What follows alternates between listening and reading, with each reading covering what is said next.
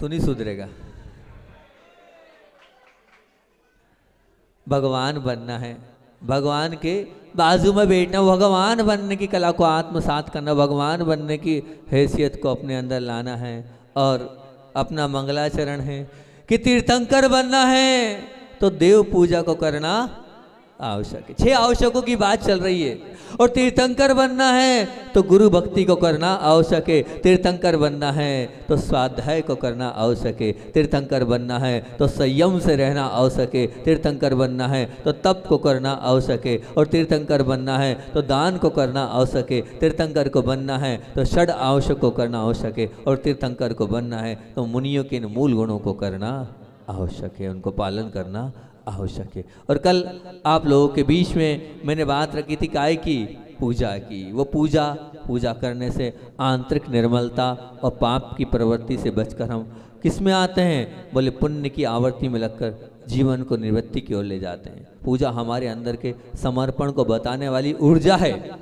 और जिस ऊर्जा के माध्यम से हम ऊर्जावान बनते चले जाते हैं, आप लोगों को कल पूजा से जोड़ने का मैंने पूरा प्रयास किया था, बताया था। वो सहनशीलता पूजन से आती है, हर कार्य हमारे पूजन से अपने आप होते चले जाते हैं। और आज बात काय की है, आज बात है तीर्थंकर बनना है तो गुरु भक्ति को करना आवश्यक है।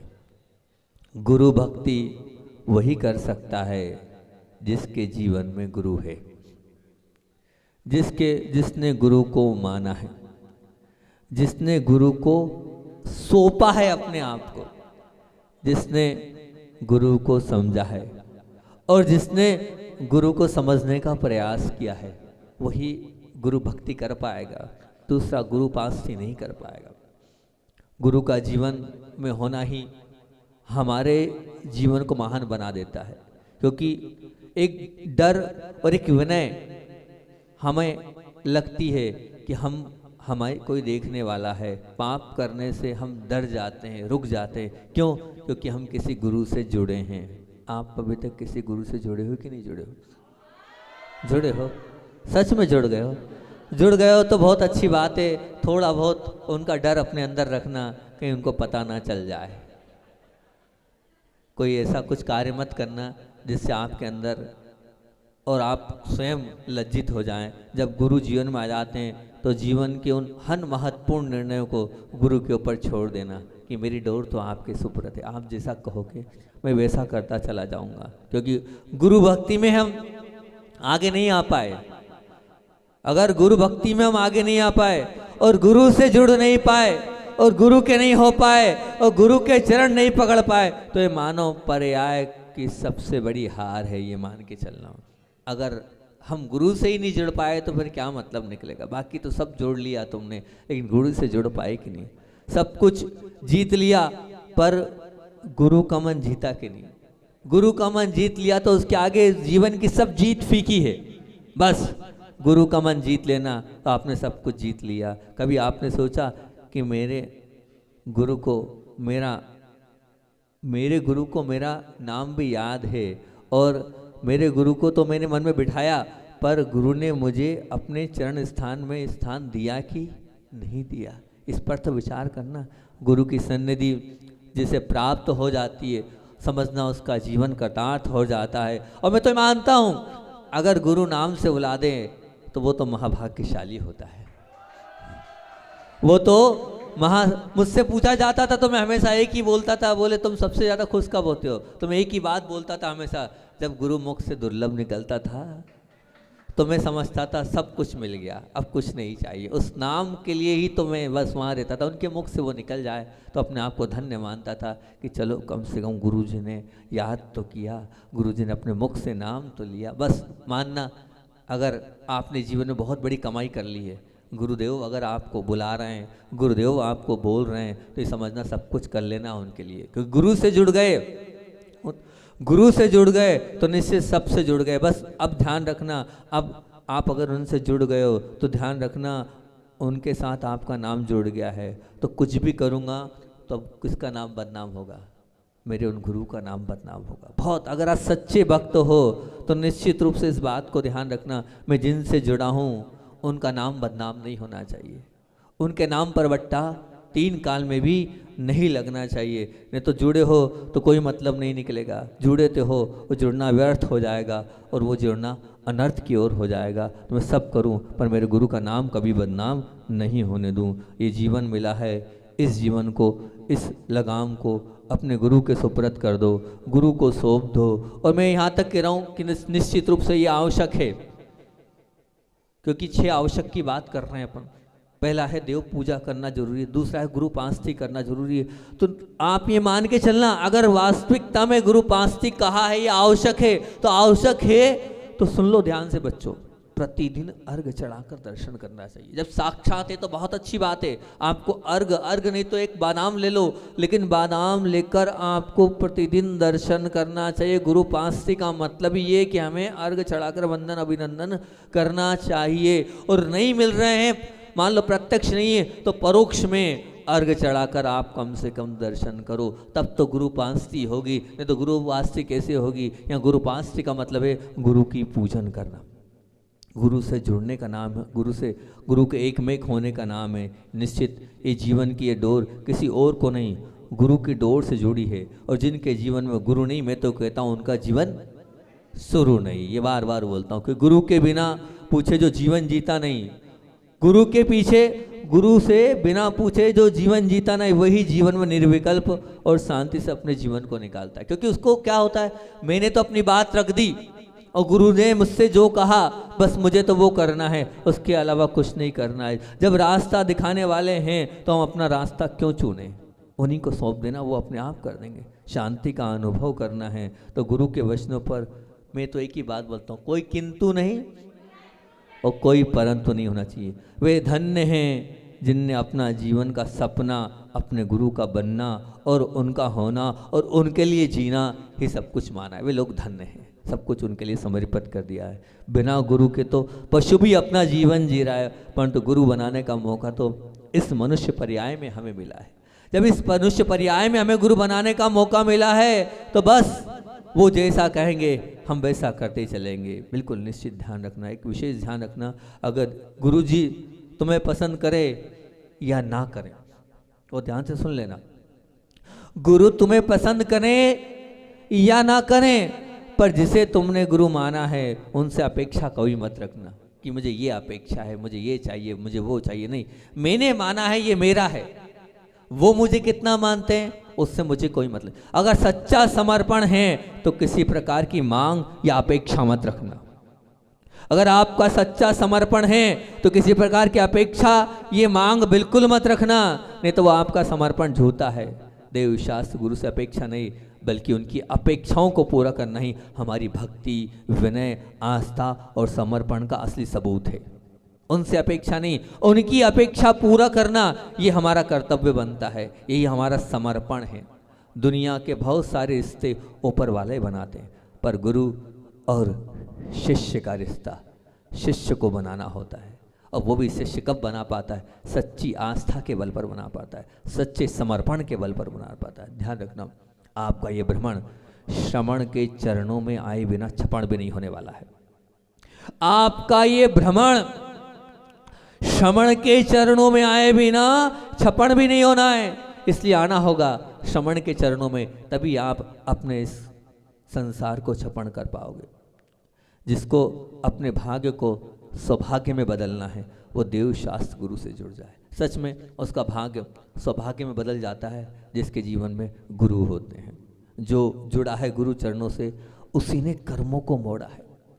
बिल्कुल निश्चित मान के चलना, जो गुरु से जुड़ा है उसी ने कर्मों को मोड़ा है। अगर कर्मों को मोड़ना चाहते हो तो गुरु को अपने जीवन में स्थान दे दो, सब कर्म आपके मुड़ते चले जाएंगे। कर्मों के मोड़ने को और छोड़ने का उपाय ही गुरु चरण है। बस जुड़ते चले जाओ, जुड़ते चले जाओ। ध्यान रखना, गोली तो दर्द मिटाती है, गोली तो दर्द मिटाती है, पर गुरु की झोली तो कर्म मिटाती है। गुरु की झोली तो कर्म मिटाती है। अपने कर्मों को मिटाना है तो गुरु की झोली में आना होगा, गुरु के चरणों में आना होगा। सब कुछ आपका मिलता चला जाएगा, सब कुछ आपका कटता चला जाएगा। कर्मों पर डाका डालने वाले आका होते हैं गुरु। कर्मों पर डाका डालने वाले आका होते हैं गुरु। बस समर्पण होना चाहिए आपका कि हाँ हमें समर्पित हैं हम, तो बिल्कुल वे लोग, मैं बार बार कह रहा हूँ, बहुत पुण्यशाली होते हैं जिन्होंने अपने जीवन में गुरु को स्थान दिया है, उनको सम्मान दिया है, उनको बहुमान दिया है, अपना जीवन उनके लिए समर्पित कर दिया। वे लोग बहुत महान होते हैं। आप अपने आप को उसमें मानते हैं या नहीं मानते हैं? अपने आप को टटोलो, देखो मैं हूँ कि नहीं उस प्रकार का, क्योंकि जीवन की नाव पार करने में वो खेवटिया होते हैं गुरु। परंतु नाव जब पार होती है जब सच्ची भक्ति होती है। देख लिया आज सुबह सच्ची भक्ति बासा वालों की हमने, क्या माहौल था।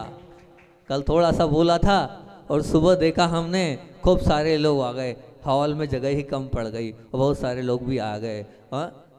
आप लोग नहीं आए कि जगह नहीं मिलेगी कहाँ, इसलिए आप लोग नहीं आए, कोई बात नहीं। हमारे बच्चे लोग तो पूरे आए थे, जंगल ऐसे गए थे, हमें ठंड में पूरा कवर्ड करके ले गए थे कि महाराज जी को हवा नहीं लगे। जय जयकारा करते हुए पूरे बच्चे। तो सुबह का वो माहौल, आजू बाजू वाले सब उठ के बाहर आ गए थे, क्या हुआ क्या हुआ क्या हुआ क्या हुआ। ऐसा ही वो अलग ही दृश्य था, ऐसी वो भक्ति का वो दृश्य। सच में ऐसी भक्ति होना चाहिए कि गुरुजी ने कहा है सुबह आना है, और सुबह 5 बजे उठकर इतनी ठंड में, रजाई छूटती नहीं है लेकिन वो रजाई छोड़कर आ गए, बहुत बड़ी बात है। सजल कहाँ है? नहीं आया, सुबह तो आ गया था, अभी नहीं आया, वो आ गया, बहुत बड़ी बात है ना। बहुत अच्छा, बहुत अच्छी बात है कि हालांकि आज तो है हमारा क्या नाम है, स्वदेश भी आ गया है, आता तो नहीं है, आज आ गया, वो भी आ गया, बहुत अच्छा। यही ऐसा ही होना चाहिए। अगर गुरु मुख से कुछ निकला है तो उसमें कोई किंतु परंतु तो होना ही नहीं चाहिए। गुरु की नाव में बैठने का पुण्य सब नहीं प्राप्त कर पाते, जिनकी आगाढ़ भक्ति होती है वही उसमें बैठ पाते। बताओ सुबह आए कैसा, जो लोग आए कैसा आनंद आया, सुबह आया, लगा अच्छा। वो भक्ति के साथ आप अंदर से रोम रोम से पुलकित हो गए आप। तो उस नाव में बैठने पर विश्वास भी होना चाहिए कि गुरु के चरणों में बैठे हैं तो निश्चित गुरु हमें पार लगा देंगे। गुरु पर विश्वास हो तो आंधी और तूफान भी हमारे इस जीवन के नाव को विचलित नहीं कर सकते, पर बस विश्वास हो। हमारे जीवन के नाव के खेवटियाँ हैं तो कौन है? हमारी दिशा और दशा दोनों को बदलने की ताकत रखते हैं गुरु। और बस गुरु बुलाए, बिठाए, आमंत्रण दे और गुरु को हम मना कर दें तो फिर ये तो गुरु के प्रति भक्ति नहीं होगी, ये तो गुरु के प्रति आस्था नहीं होगी, ये तो गुरु के प्रति समर्पण नहीं होगा। अगर गुरु बुला रहे हैं और अगर आप नहीं जा रहे हैं, गुरु पुकार रहे हैं और आप उनकी पुकार नहीं सुन रहे हैं, तो फिर कितना बड़ा धिक्कार वाला जीवन हो जाएगा भैया। नहीं, बिल्कुल नहीं। उनने बुलाया है तो हमें तो जाना ही। किस लिए बुला रहे हैं गुरु? आपको आपके कल्याण के लिए तो बुला रहे हैं, आपका भला करने के लिए बुला रहे हैं, आपका अच्छा करने के लिए तो बुला रहे हैं, और फिर भी आपने कर दिया तो फिर कैसा काम चलेगा? नहीं, बिल्कुल नहीं। ये जीवन समर्पित है। जब जब बुलाएंगे, मैं तो कहता हूँ गुरु के प्रति भक्ति में तो मीरा की तरफ पागल बन जाना चाहिए। अगर जहर भी देंगे आप तो स्वीकार है। आपने जहर भी दे दिया तो मेरी भक्ति से वो जहर भी क्या बन जाएगा? वो प्याला बन जाएगा। ऐसी भक्ति होनी चाहिए, क्योंकि भक्ति में गीत होता है, संगीत होता है, पर अंदर की प्रीत से ही वो बाहर आता है। और प्रीत के बिना गीत और संगीत तो दिखावा है। अंदर से वो भजन गाया ना बिहार स्वदेश ने, तो वो कब था? अंदर से प्रीत थी तब तो शब्द बाहर निकले, नहीं तो शब्द बाहर निकलते हैं क्या? बिल्कुल नहीं। से प्रीत के बिना गीत और संगीत तो दिखावा है। प्रीत के बिना गीत और संगीत तो दिखावा है। अंदर की भावना ही निश्चित रूप से वो बाहर आ जाती है। अगर आप गुरु से जुड़े हो तो वो भावना तो आएगी ही आएगी। देवशास्त्र गुरु ना देते हैं ना लेते हैं, पर भक्त की सच्ची भक्ति होती है तो भक्त सब कुछ मिल जाता है, सब कुछ। एक बात बहुत अच्छी बताता हूँ मैं कि गुरु भक्ति में पूरा काम भक्त का ही होता है। गुरु के चाहने और ना चाहने से कुछ नहीं होता। सच कह रहा हूं मैं, गुरु के चाहने और ना चाहने से कुछ भी नहीं होता है। सब पूरा का पूरा मामला किस पर है? शिष्य पर ही है। क्यों नहीं होता? क्योंकि ध्यान रखना, हम चाहेंगे तब भी आपका भला नहीं कर पाएंगे, और आप चाहोगे तो आपका भला हो जाएगा। क्यों?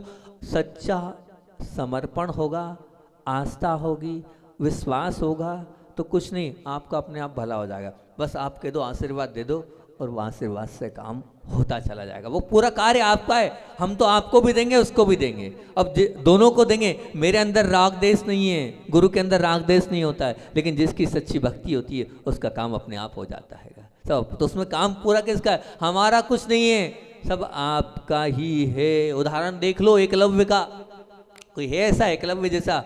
आओ अंगूठा ले लो, देने को तैयार है।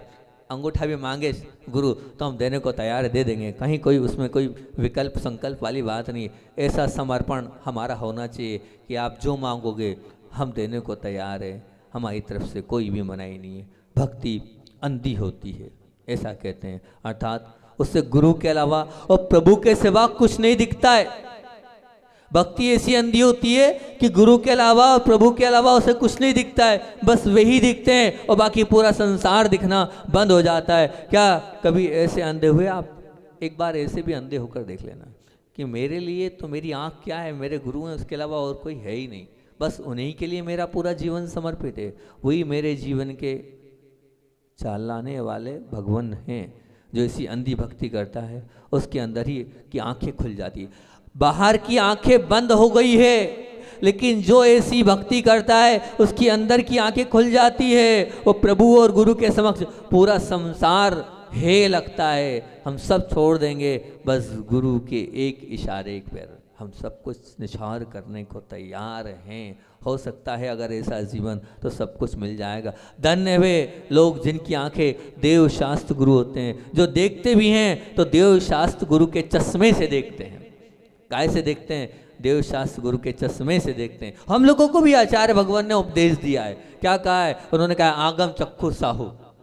हमारे चक्षु यानी आंखें क्या है? आगम हमारी आंखें हैं। तो आप लोगों की आंखें क्या है? गुरु आपकी आंख होनी चाहिए। अगर गुरु आपकी आंख है तो बहुत अच्छी बात है। बताओ आपकी आंख में आपकी आंखों में देव शास्त्र गुरु के वचनों की ज्योति है कि नहीं? आपकी आंखों में देव शास्त्र गुरु के वचनों की ज्योति है कि नहीं? उनकी ज्योति के प्रकाश से अगर आप देखोगे तो निश्चित रूप से वो सब कुछ अंधकार समाप्त तो होता चला जाएगा। जो देव शास्त्र गुरु की सच्ची भक्ति करता है उसका जीवन अपने आप प्रकाशित हो जाता है, आस्था से उससे सब कुछ मिलता चला जाता है। जीवन में उस सब उज्ज्वलताओं को, महानताओं को उस भक्ति के माध्यम से उसका बेड़ा अपने आप पार होता चला जाता है। बस वो सच्ची आस्था, वो सच्ची भक्ति अंदर से होना चाहिए, वो श्रद्धा होना चाहिए। श्रद्धा ही श्रद्धेय को भगवान बनाती है। आप भी भगवान बन सकते हो, अंदर से सच्ची श्रद्धा चाहिए। जब तक सच्ची श्रद्धा आपके अंदर नहीं होगी तब तक आप भगवान नहीं बनोगे। बिल्कुल बिल्कुल भगवान नहीं बन सकते हो, निश्चित मान के चलना। भगवान बनने के लिए सच्ची सच्चा चाहिए। आज तक जो भी भगवान बना है और श्रद्धा की डेली पर चढ़कर ही बनाए, बिना श्रद्धा के कोई भी भगवान न बना है और न बन सकता है। जब श्रद्धा होती है तो बिल्कुल अपने आप सब कुछ होता चला जाता है। बस एक ही बात बोलता हूँ, गुरु का सपना ही अपना जीवन बना लेना। क्या बोल रहा हूँ? गुरु का सपना ही अपना जीवन बना लेना, तो समझ लेना ये श्रद्धा है। अंजन चोर की श्रद्धा थी, उन्होंने अपने आप को निरंजन बना लिया। क्या हुआ? भगवान ने बोला है नमो अरिहंताड़म, बस कुछ न जानम। और अब कछु क्या था? इतना सा बोला, सब कुछ कल्याण हो गया। गुरु ने बोला है बस इसमें कल्याण हो जाएगा। इतनी श्रद्धा आपकी होनी चाहिए, तब कहीं जाकर आप भी अंजन चोर जैसे अपने निरंजन कर पाओगे अपने जीवन को। नहीं तो नहीं हो पाएगा। अपने जीवन को आपको निरंजन करना है तो बस करते चले जाओ, जो कहेंगे हम करते चले जाएंगे। हम संसार में क्यों भटक रहे हैं? आपने सोचा आप उसका क्या प्रमुख कारण है? हमारे अंदर श्रद्धा है, अभी मजबूत नहीं है। इतनी श्रद्धा मजबूत नहीं है, इसलिए संसार में भटक रहे हैं। अगर श्रद्धा मजबूत होती तो हम संसार में नहीं भटकते। ये श्रद्धा हमारे अंदर नहीं है। श्रद्धा होती तो हाँ महाराज जी आपने कहा है कि कुएं का जल लेना है तो हम तो कुएं का जल ले लेंगे। आपके मुख से बात निकली है ना, हम टालेंगे नहीं। क्या होगा? भूखे ही मरेंगे ना, और क्या हो जाएगा? 1 2 3 4 दिन भोजन नहीं मिलेगा, मिलेगा तो नहीं मिलेगा। अगर इतनी श्रद्धा होती तो टलती नहीं है बात। जो आज्ञा गुरुदेव आपकी, सब अपने आप होता चला जाएगा, जो मिलेगा उसे ले लेंगे, नहीं तो फिर ठीक है। ये होती है श्रद्धा। ये तो फिर बहुत सारे स्कीज होते हैं, इसका क्या होगा, उसका क्या होगा, वैसा क्या होगा, ऐसा क्या होगा, करते चलो आप, करते चले जाओगे आप, कुछ नहीं होगा आपके जीवन का। ध्यान रखना, जैसे कहते हैं कि बिना नींव के मकान नहीं टिकता, गिर जाता है ना, बिना नींव के मकान नहीं टिकता, गिर जाता है, गिरेगा ही गिरेगा निश्चित मान। उसी प्रकार ये श्रद्धा मोक्ष मार्ग की, धर्म की नींव है। जब तक ये श्रद्धा नहीं होगी मोक्ष का महल नहीं खड़ा कर पाओगे आप। भगवान बनने के प्रवचन सुन रहे हो और श्रद्धा ही नहीं है तो कहाँ भगवान बन पाओगे आप, बताओ तो सही। नींव की मजबूती है तो पूरे भवन जो है अनेकों वर्ष तक टिकता है। वो मकान आंधी और तूफान में भी खड़ा रहता है और सबको आसरा और सहारा देता है। ऐसे ही अगर श्रद्धा रूपी नींव जितनी मजबूत होगी तो किसी के कहने से उसमें परिवर्तन मत कर देना। अरे महाराज जी की बातों में मत आओ, महाराज जी तो रोज रोज प्रवचन करते हैं, रोज रोज बोलते हैं, तो अपना देखो, उनकी बात मानोगे तो हो गया। नहीं, बिल्कुल नहीं। कोई कुछ भी कहे, मुझे किसी से कोई लेना देना, बस मुझे तो जो गुरु ने कहा है मैं उसी को स्वीकार करूँगा और उसी को मानता चला जाऊँगा। मैं किसी के बात पर नहीं आऊँगा। यही सच्चा समर्पण कहलाता है, यही सच्ची भक्ति कहलाती है। सबको आसरा कैसे दोगे, स्वयं मजबूत बन जाओ और सबको मोक्ष महल पर पहुँचा सकते हो कैसे, अपने कर्मों को टाटा करने के लिए, अर्थात जीवन से कर्मों को समाप्त करने के लिए सच्ची श्रद्धा आपके जीवन में चाहिए। जब तक आपके अंदर सच्ची श्रद्धा नहीं होगी तो आपको सब कुछ नहीं मिलता चला जाएगा। इस गुरु से जुड़ोगे, हर प्रकार की दरिद्रता, हर प्रकार की कमी आपके जीवन से दूर निकलते चली जाएगी। हर प्रकार से संपदा वैभव से परिपूर्ण आप होते चले जाओगे। गुरु से जो जुड़ता है वो अपने आप उसका भला होता चला जाता है। अनेकों उदाहरण हैं, बस इतना ध्यान रखना। मैं हमेशा बोलता हूं, एक मित्र और एक गुरु, एक मित्र और एक गुरु बहुत परख के बनाना कि मैं जिस गुरु को बना रहा हूं, जिस गुरु पर श्रद्धा कर रहा हूं, वो गुरु किस इस योग्य है कि नहीं। बस इसको देख लेना कि हाँ मेरे गुरु सच्चे हैं। बस अगर सच्चे गुरु से आप जुड़ गए तो निश्चित रूप से मान के चलना आपके जीवन में उत्कृष्टता आती चली जाएगी। आप जो चाहोगे वो आपको मिलता चला जाएगा। पर होना चाहिए सच्चे गुरु। टटोलो अपने आप को, देखो अपने आप को कि मैं अपने जीवन में गुरु से जुड़ पाया कि। ध्यान रखना, मोक्ष का द्वार विनय से खुलता है और विनय वो चाबी है जो संसार के हर ताले को खोलने में सामर्थ्य रखती है। और इस चाबी से मोक्ष मल के सिंहासन को आप प्राप्त कर सकते हो। संसार की सब निधियाँ मिलती चले जाएगी इस विनय के माध्यम से। कितनी विनय आपके अंदर गुरु के प्रति है। अगर आपके अंदर गुरु के प्रति है तो मानना आपने सब कुछ अपने जीवन को अच्छा और महान बना लिया है। जीवन तो सबको मिला है, जीवन तो सबके पास है, लेकिन उस जीवन होते हुए भी हम अपने जीवन को गुरु चरणों में कितनी अच्छे से समर्पित कर पा रहे हैं, गुरु के लिए हम कितना दे पा रहे हैं। क्योंकि गुरु हमें मिले हैं और गुरु की सन्निधि हमें प्राप्त हुई है, उनका सानिध्य हमें मिला है। उस सानिध्य को हम अपने जीवन में उतार पाएँ कि नहीं उतार पाएँ, और जो उनने कहा है वो हमने माना कि नहीं। चलो बहुत आप जय जयकारा बोल रहे हो, दुर्लभ सागर महाराज की जय जय, खूब भजन बना रहे हो, खूब कर रहे हो, ये तो बहुत अच्छी बात है कि, पर कितनी मानी आपने इस चातुर्मास में गुरु की बात, ये तो बता दो। जयकारा तो खूब हो गई, मानते चले जाओगे तो बहुत अच्छी बात है कि हाँ महाराज जी ने ये कहा है, हम अपने जीवन में इस चीज़ को मानेंगे और उसको उतारेंगे। क्या उतारा आपने अपने जीवन में? गुरु को तो स्वीकारा है, गुरु को तो माना है, गुरु को अपने जीवन में सब कुछ रखा है, लेकिन हमने गुरु की कितनी बात मानी है? माना है या नहीं माना? बोलो तो। माना है। क्या लिया इस चातुर्मास में गुरु से आपने? कुछ लिया? कुछ जीवन में परिवर्तन आया? आया? क्या परिवर्तन आया? कुछ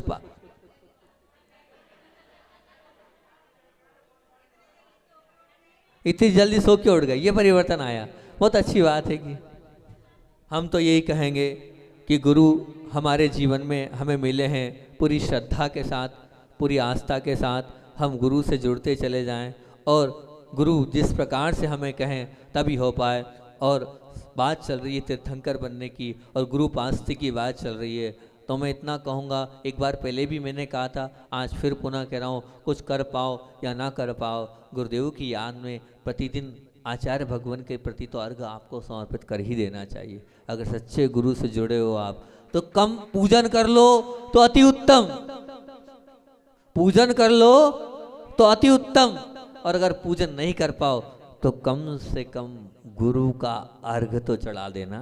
गुरु का अर्घ भी चढ़ा लोगे तो बहुत अच्छा हो जाएगा। हमने गुरु पास्ती कर ली, ये 6 आवश्यक करने योग्य हैं। जब पूजन को आवश्यक बोला है, पूजन तो सब लोग कर लेते हैं पर गुरु को अर्घ नहीं चढ़ा पाते। नहीं, गुरु की पूजन भी होना चाहिए और गुरु के प्रति अर्घ भी प्रतिदिन समर्पित होना चाहिए। हम कहीं भी हों पर गुरु को याद हमारे जीवन में हमें करना है बस। और इतना ही याद रखना, साथ में अगर हमारा सच्चा समर्पण है, सच्ची आस्था है, तो जो गुरु ने कहा है वो अपने जीवन में कभी मत टालना।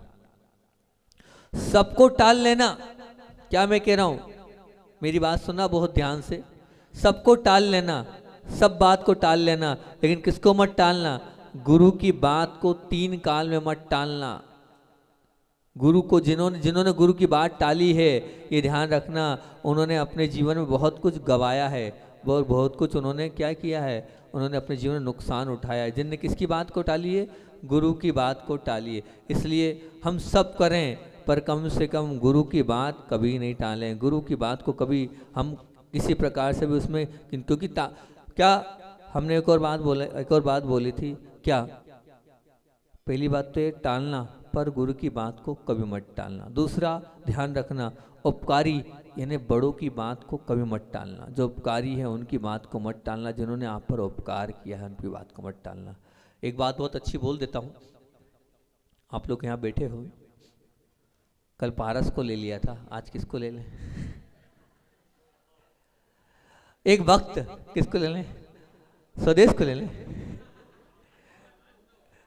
हैं? अंतु को ले लें। अंतु इतना अच्छा नहीं, आज अच्छी बात बोलनी।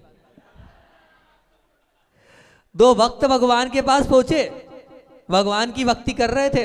अब 2 भक्त में ले लिया, चलो ठीक है, एक अंतु को ले लिया, एक स्वदेश को ले लिया। तुम लोग अंतु के पीछे पड़े, तो दोनों पहुंचे भगवान के पास और भगवान के चरणों में आवेदन निवेदन कर रहे हैं भक्ति और आस्था के साथ।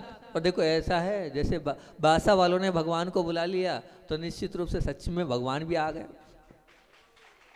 और भगवान आ गए, भगवान ने बोला बोलो क्या चाहिए भैया, बोलो तो सही, क्या मांगे तुम्हारी, क्या इच्छा है तुम्हारी, हम भी तो सुने तुम्हारी क्या इच्छा हैगी। तो बड़े उससे बोला, पहला वाला भक्त बोले भगवान, बोले हाँ बोलो क्या चाहिए, बोल भाई क्या चाहिए, पैसा चाहिए, रुपया चाहिए, मकान चाहिए, दुकान चाहिए, क्या चाहिए, बेटा चाहिए, बेटी चाहिए, क्या चाहिए, बोल। तब स्वदेश भाई थे बड़े अच्छे, उन्होंने बड़ी अच्छी बात बोली, बोले भगवान बस इतना रहे, जिन्होंने मुझ पर उपकार किया है उनको कभी भूलो नहीं, जिन्होंने मुझ पर उपकार किया है कभी उनको भूलू नहीं। बस भगवान ऐसा आशीर्वाद दे दो, जिन्होंने मुझ पर उपकार किया है मैं उनको कभी भूलू नहीं। बहुत बड़ी बात होती है, यही होना चाहिए, जिनने हम पर उपकार किया है हम कभी उनको भूले नहीं। अब अंतु से बोला, अंतु भाई तुम बोलो क्या चाहिए। तो वो भी बहुत, देखो बड़े भाई ने कुछ मांगा है तो छोटा भाई भी उसी प्रकार मांगेगा ना। तो छोटे भाई ने बहुत अच्छी बात बोली, बोले भगवान ऐसा आशीर्वाद दे दो, उपकार करने का मौका मिले तो कभी पीछू हटू नहीं, उपकार करने का मौका मिले तो जीवन में कभी पीछे हटू नहीं। बस निश्चित मान के चलना, ये 2 बातें, अगर आप गुरु से जुड़े हो तो 2 बातें आपको बोल रहा हूँ कि जिन्होंने हम पर उपकार किया है उस उपकार को याद रखना और कभी उस उपकार को कभी भूलना मत, ये बात ध्यान रखना। और दूसरी बात, कभी अगर उपकार करने का मौका मिले तो जीवन के पीछे कभी हटना मत।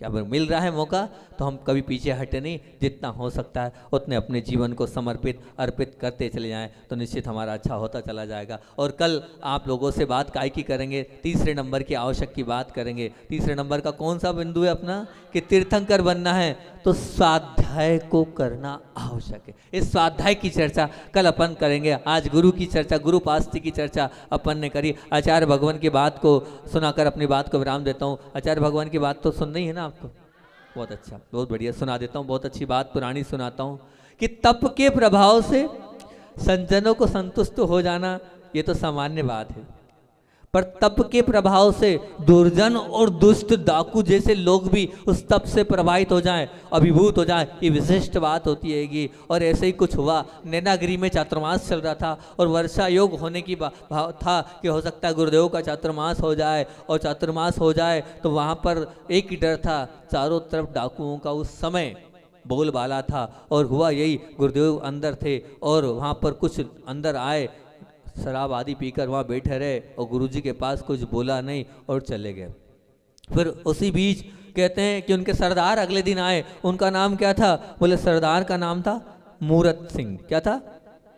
मूरत सिंह नाम के सरदार थे। वो अगले दिन पहुंचे, गुरुदेव से निवेदन किया। बोले आचार्य श्री जी, चातुर्मास आपको यहीं करना है, आप निश्चित रहना, हाँ यहाँ किसी को कुछ भी नहीं होगा, कोई एक सुई की भी चोरी नहीं होगी, हम पूरे जिम्मेदार हैं। अब हुआ यही, आचार्य श्री ने बड़े ही विश्वास के साथ चातुर्मास भी वहाँ कर लिया। चातुर्मास हुआ, आपको बताएं पूरे चातुर्मास में एक नीमच की गाड़ी आई। वो उनसे पूछा कहाँ जा रहे हो? लूट रहे थे। उन्होंने कहा गुरुदेव के पास जा रहे हैं। छुड़वा दिया गाड़ी को, ये गुरु के दर्शन करने जा रहे हो, छोड़ दिया। और ऐसी घटनाएं पूरे चातुर्मास में हुई। लेकिन उन भले ही वो पूरी दुनिया के लिए डाकू थे, बदमाश थे, चोर थे, पर गुरुदेव के लिए वो भक्त थे। ऐसे भक्त हमें भी बनना है। और साथ में ध्यान रखना, ऐसा ही नहीं, सुनने में आया एक पूजा बब्बा करके भी थे, उन्होंने भी अपना समर्पण किया था। एक चंबल के और थे रमेश शिकरवार, उन्होंने भी गुरु चरणों में समर्पित कर दिया। आप कितने ही बड़े डाकू बदमाश हो, लेकिन यहाँ के समर्पित हो जाओ। जैसे गुरु के चरणों में, गुरु के चरणों में इतने बड़े बड़े डाकू समर्पित हुए, अगर थोड़ा बहुत भी तप दिखता है तो यहाँ के समर्पित हो जाओ। वही सच्ची आस्था और वही सच्ची भक्ति रहेगी। बोलिए आचार्य वन विद्यासागर जी महामुनि राज की जय। चलिए, क्या हुआ? 2 मिनट? हाँ कछु नहीं, कर लो 2 मिनट भक्ति कर लो। भैया कर दे चालू, भाई माइक चालू कर दे।